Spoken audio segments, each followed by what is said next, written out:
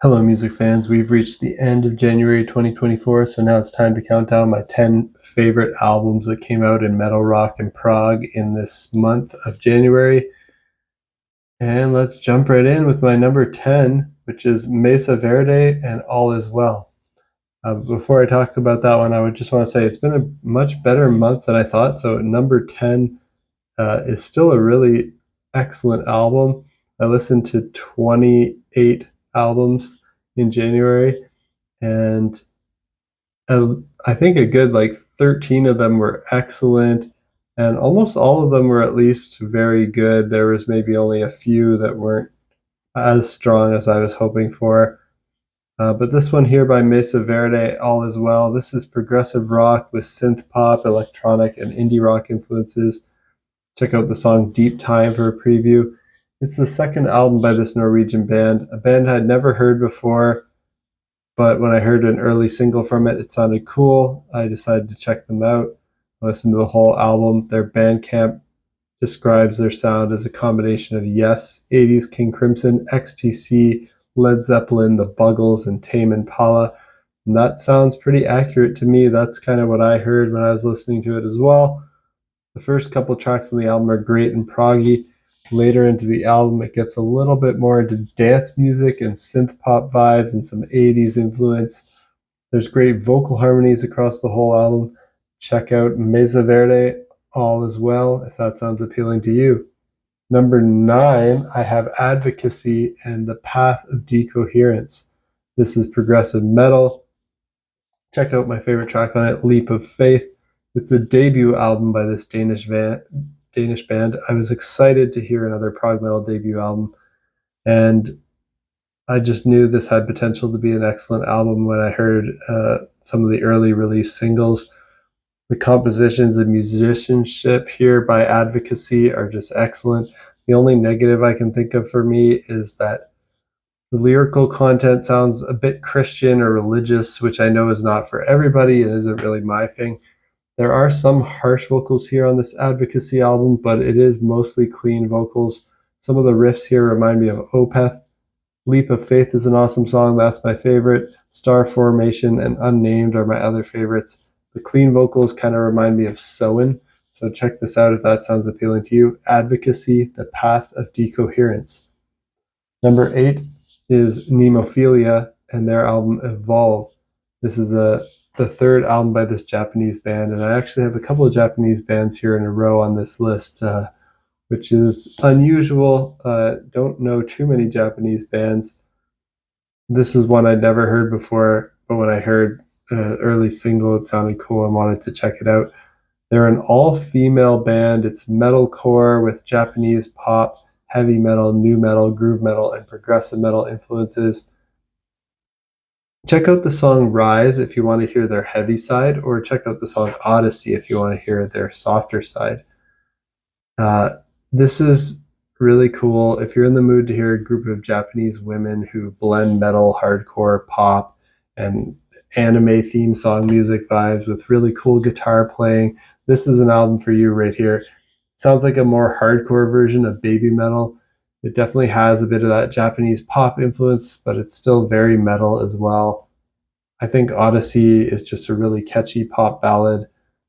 Some other tracks like Rise have that metalcore intensity, and some other tracks just sound very Japanese and remind me of anime theme songs. The lyrics on here are mostly in Japanese, but there's some English lyrics too, and these ladies can all play their instruments really well. They particularly shred on guitar here. Number 7, another Japanese band. It's Ryujin with their self-titled album. This is melodic death metal with power metal, symphonic metal, and folk metal influences. Now check out the song Ryujin and Fujin featuring Matt Heafy of Trivium. This is the 5th album by this Japanese band. They were previously called Guys, but changed their name in 2023, so they're now named after the Japanese dragon god Ryujin. The name change coincided with them signing a worldwide contract with Napalm Records and announcing the Trivium frontman Matt Heafy agreed to become their manager and producer. So if you're a fan of bands like Trivium, of course, you'll like this.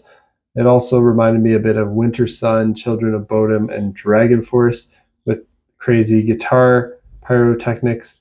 You should like this. It sounds like a mixture of those bands. Some of the lyrics here are in English, some are in Japanese. The guitar playing is just fast, intense, and technical. So check out Ryujin and their self-titled album if that sounds appealing to you. Number 6, I have Slift with Ilion. This is heavy psychedelic rock with stoner doom, progressive, ambient, and space rock influences. Check out the song Uruk for a preview of this. This is the third album by this French band, Slift. If you're a fan of Elder, Mastodon, Intronaut, I think you'll like this. I love how atmospheric it is. I love when they do harmony vocals.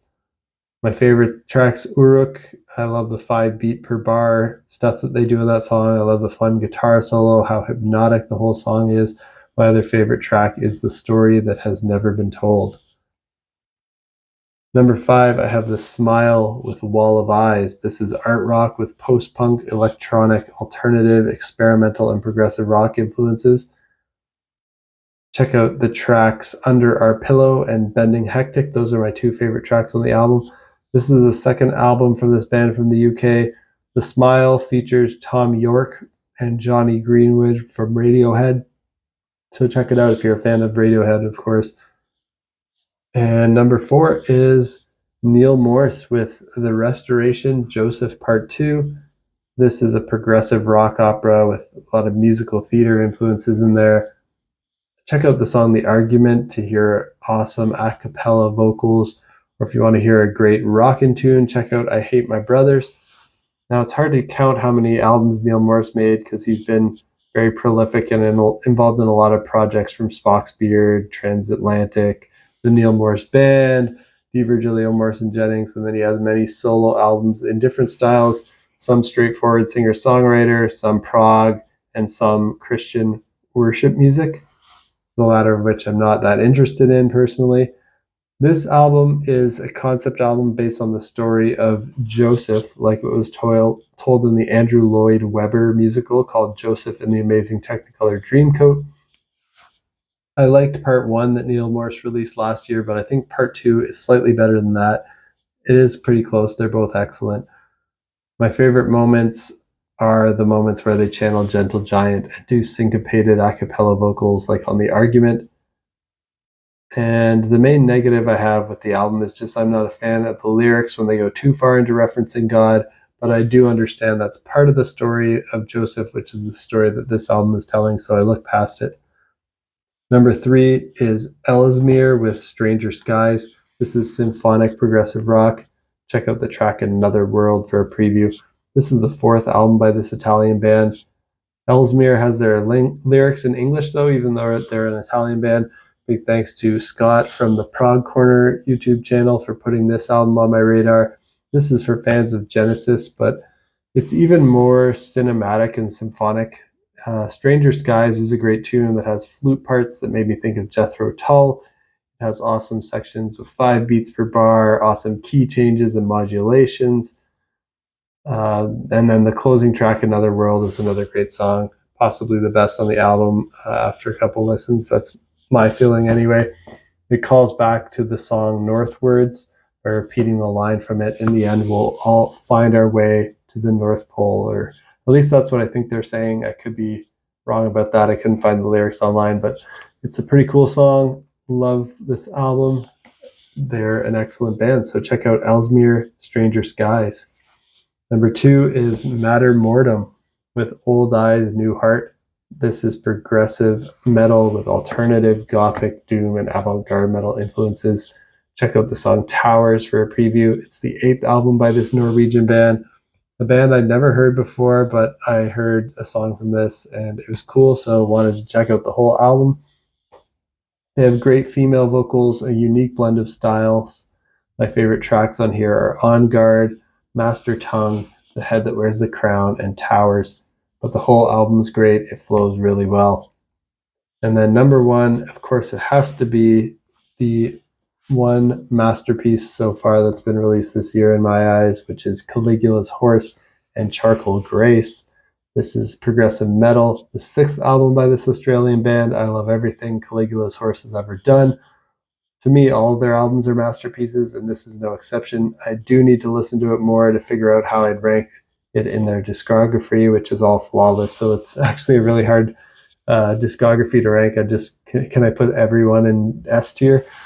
My favorite tracks on first listen were Charcoal Grace 1, Prey, Storm Chaser, and Mute. Mute probably is my favorite now after a couple listens. I love the vocal line that starts that song. In general, the vocals on this album sound the best they've ever sounded in this band. Really stellar vocal performances on every song. Of course, the guitars and drums are out of this world as usual too. And that's it for my top 10 favorite albums of January 2024. Let me know your top 10 down below in the comments. Let me know what you think of these albums on my list. And stay tuned for next time. Peace out.